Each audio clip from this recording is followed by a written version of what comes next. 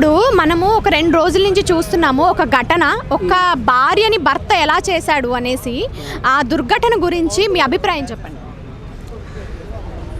ఈ మధ్య అందరూ వైరల్ అయినటువంటి విషయం అండి. ఒక భర్త తన యొక్క భార్యని చంపేసేసి 72 ముక్కలు చేసి ఉడికిచ్చి మళ్ళీ నీటిలో కలిపాడంట. ఈ సంఘటన ఎందుకు జరిగింది అని పూర్వాపరాలు జాగ్రత్తగా ఆలోచిస్తే ఒక సినిమా వల్ల జరిగింది ఈ మర్డరు.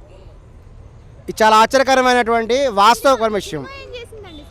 అవునండి, రీసెంట్గా ఒక సినిమా వచ్చింది, సంక్రాంతికి వస్తున్నాం అనే సినిమా. అది చాలా కామెడీ సినిమా, కానీ ఆ సినిమా వల్ల చాలా ప్రాణాలు కూడా పోతున్నాయి. అది ఎట్లా అనేది మనం ఇప్పుడు తెలుసుకుందాం. ఆ సినిమాలో కామెడీగా కొన్ని సన్నివేశాలు చూపిస్తారు.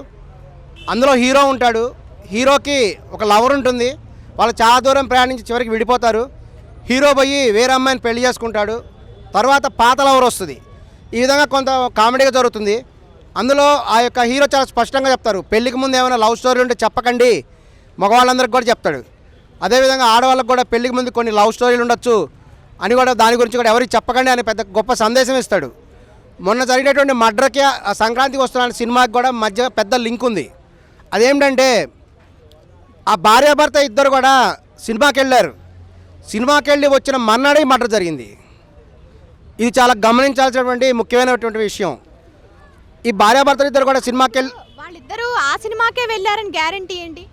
స్పష్టంగా చెప్పడం జరిగింది అండి. అతనే సినిమాకి వెళ్ళి వచ్చిన తర్వాత మర్నాడే మర్డర్ జరిగింది, అతనే చెప్పడం జరిగింది. అలాంటి ఆ జానర్లో ఉన్న సినిమాలు ఇంతకు ముందు కూడా వచ్చాయి.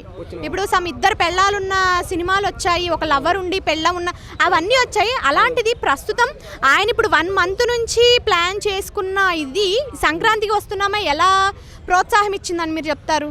ఖచ్చితంగా అండి, ఆ సినిమాలో చాలా స్పష్టంగా చెప్తారు, పెళ్లికి ముందు మీకు ఏమైనా లవ్లు ఉంటే ఆ లవ్ల గురించి మీకు స్పౌస్లకు చెప్పకుండా ఉండండి అని కూడా క్లియర్గా పెద్ద గొప్ప సందేశం ఇస్తారు సినిమా చివరిలో, సినిమా మధ్యలో కూడా. వీళ్ళు ఒక భార్యాభర్తలు, వీళ్ళిద్దరు కూడా అతను ఆర్మీలో పనిచేస్తుంటాడు, ఈమెమో ఇంట్లో ఉంటుంది. కొంతకాలానికి ఈ మర్డర్ జరిగిన తర్వాత వాళ్ళ పుట్టింటి సైడ్ కూడా ఊర్లో వాళ్ళు చెప్పిన మాట ఏంటంటే, ఒకవేళ ఆ మహిళకి కూడా వేరే ప్రేమలు ఏమైనా ఉన్నా, వేరే ఇల్లీగల్ ఏమైనా ఉన్నట్టయితే తన భర్త ఆమెకు అడగాలి, లేకపోతే ఆమెకు డైవర్స్ ఇవ్వాలి, అంతేగాని మర్డర్ చేయడం ఏంటి అని వాళ్ళ పుట్టిన సైడ్ ఒక ఆమె కూడా చాలా స్పష్టంగా చెప్పడం జరిగింది. దీన్ని బట్టి కూడా మనం కూడా ఎస్టిమేషన్ వేసుకుంటే ఆ సినిమా చూసిన తర్వాత ఖచ్చితంగా వాళ్ళ మధ్య కూడా ఒక డిస్కషన్ జరిగింది. తనకేమైనా లవర్స్ ఉన్నారా అని ఒకళ్ళొకరు కూడా అడగడం జరుగుతుంది. ఆ విధంగా కూడా ఆమెకేమైనా లవ్ అఫేర్స్ ఉన్నాయనే విషయం తెలిసిందేమో, ఇతనికి ఏమైనా లవ్ అఫేర్స్ ఉన్నాయనేటువంటి విషయం తెలిసిందేమో.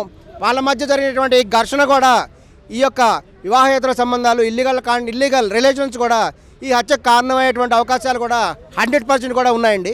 2 రోజుల నుంచి చూస్తున్నాము, ఒక ఆయన వాళ్ళ భార్యని అతి క్రూరంగా చంపాడు, ఒక రాక్షసుడు కన్నా దారుణంగా చంపాడు కదా. అలాంటి వాళ్ళని అసలు మనం ఎలా కనిపెట్టాలంటారు? కనిపెట్టాలంటే ఫస్ట్ భార్య దగ్గర కూడా ఒక మిస్టేక్ ఉంటుంది. భర్తని అర్థం చేసుకొని తనతో ఉంటేనే కదా తను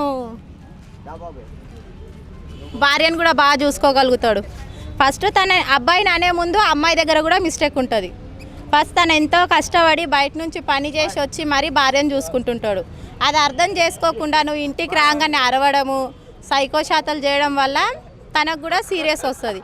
తను చాలా రోజుల నుంచి చూసి అలాంటి డిసిషన్ తీసుకున్నాను నా ఒపీనియన్. అంటే ఇప్పుడు ఆమె ఏదో తప్పు చేసింది కాబట్టి ఆయన చంపాడా? చేసి ఉంటుంది, అది మనకు తెలీదు.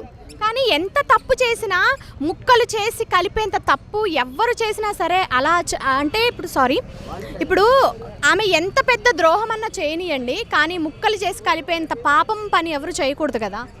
ఇది తప్పే, తను చంపడం తప్పే. అంటే తను అర్థం చేసుకోకుండా తను ఎన్ని మాటలు అంది, ఎంత టార్చర్ పెట్టింది మనకు తెలీదు. దానివల్ల తను ఒక డిప్రెషన్లోకి వెళ్ళిపోయి ఈ పని చేసి ఉండొచ్చు.